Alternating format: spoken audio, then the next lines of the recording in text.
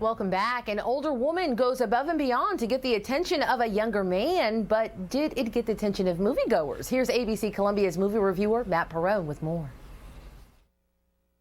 Welcome to another Monday. Even though its numbers dropped significantly, Batman vs. Superman had absolutely no trouble retaining the top spot at the box office.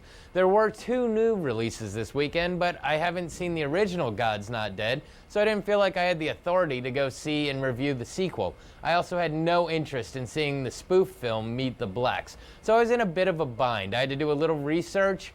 And although I never do this, I went and saw a movie that was released a few weeks ago that's getting some critical acclaim and was recommended to me.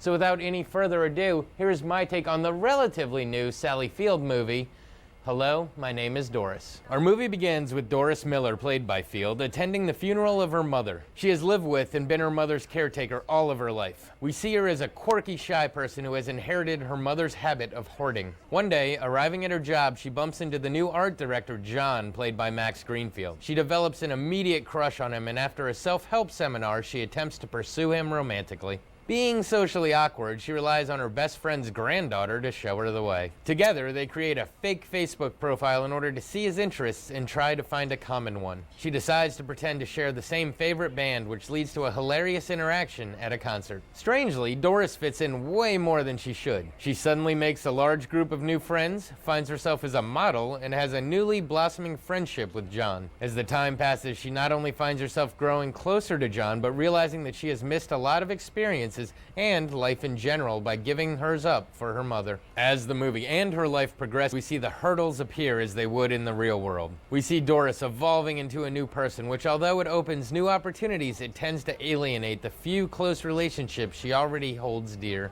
Also, having never put herself out there, she has never taken the risk of being hurt, and although she thinks she can take care of herself, her innocence may be her undoing. All the while we sit and watch these transformations, we see unavoidable trouble approaching but are powerless to stop it, and until the very end we are left wondering if there can possibly be a happy ending. So, as I said earlier, this film was recommended to me and I had absolutely no idea what it was about going in, having never seen a trailer.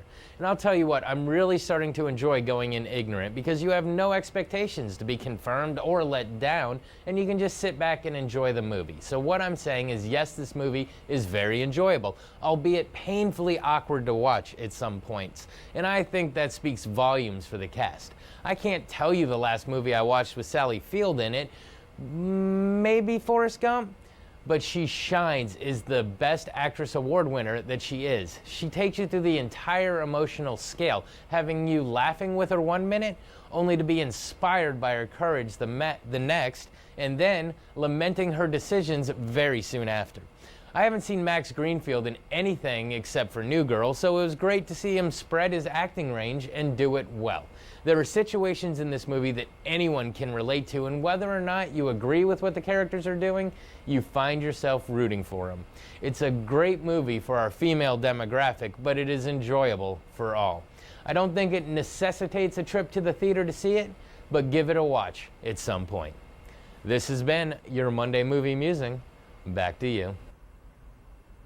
Thanks, Matt. With the temperatures coming, then perhaps you can take a trip to the movie. One last look at your 7-day outlook next, live from Manny Gervais.